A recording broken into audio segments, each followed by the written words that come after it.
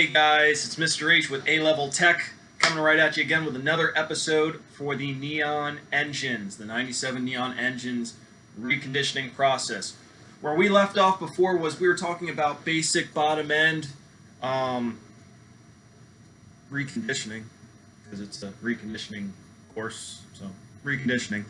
We left off talking about how to deglaze and rehone a cylinder. We also discussed different measuring tools for finding out if a bore is tapered out of round, and overall just finding the diameter of the bore. We discussed a couple other things in between there, but this episode is slightly different in the matter of I'm actually not in the shop. You can see I'm just in my office right now.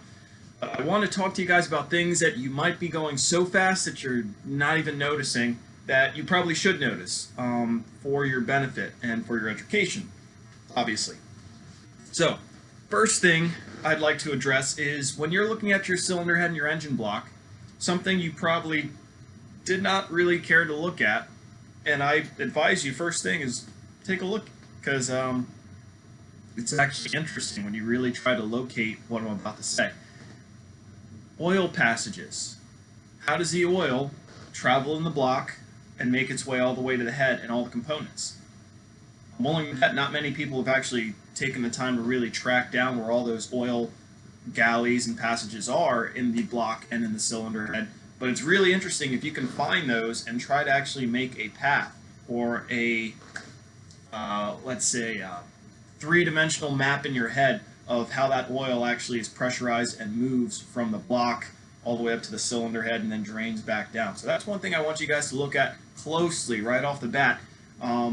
You can make notes on it. You don't necessarily have, it's not like test material, but it's something really good to look at. So that and the coolant passages. How does the coolant make its way around the cylinders? How does it make its way through the cylinder head? Other things like that. So when you actually looking at that, you'll notice small, tiny drilled holes and passages in places that are not very, well, they're kind of discreet. You don't notice them at first, but when you really do take a good look, find all the oil galleries, find all the passages.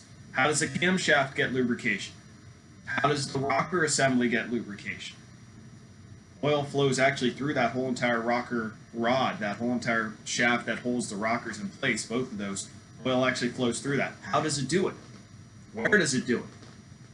Also, the crankshaft. So you probably noticed when you were taking the main bearings out for the main journals, one side had a hole drilled in it. So that's lubrication. But how does the rest of the crankshaft get oil? Because obviously you see holes on the journal side of the crankshaft, like the actual crankshaft itself. Where do those holes actually have their galleys, and where does that oil go? How does it flow from one end of the crankshaft to the other? How does it lubricate all those bearings, including the rod bearings, and then including everything on the piston side?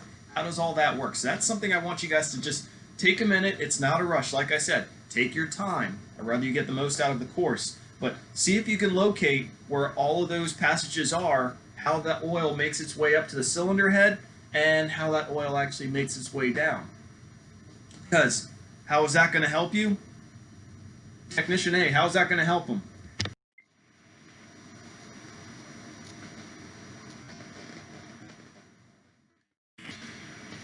Anyway, it's going to help you by understanding the basics of how the lubrication system works in most cylinder blocks, how that oil actually makes its way up through the block to the cylinder head, and how it drains back down, because it's got to find a way to go up and drain back down very easily. So that also goes into why when you're checking oil, you know, you have the vehicle running, you have it at operating temperature, you shut it off, you let it sit for 30 seconds to a minute, and then you check the oil. So if you look at how that oil actually drains back from the head into the crankcase, you'll actually understand why, why do I have to wait 30 seconds or so?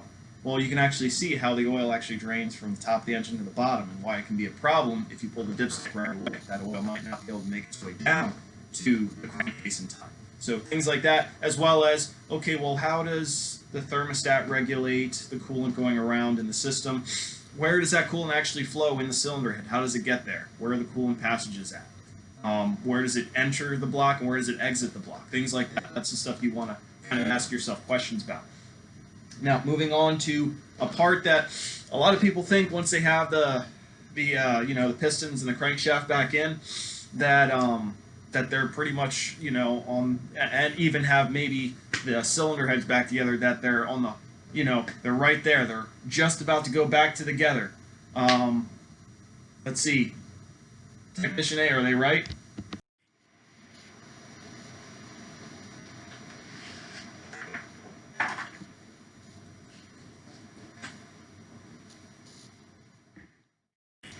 No, of course not. No, they're not right. What they have to do now is they actually have to take the oil pump apart. That's a whole entire instructional packet all on its own in the manual.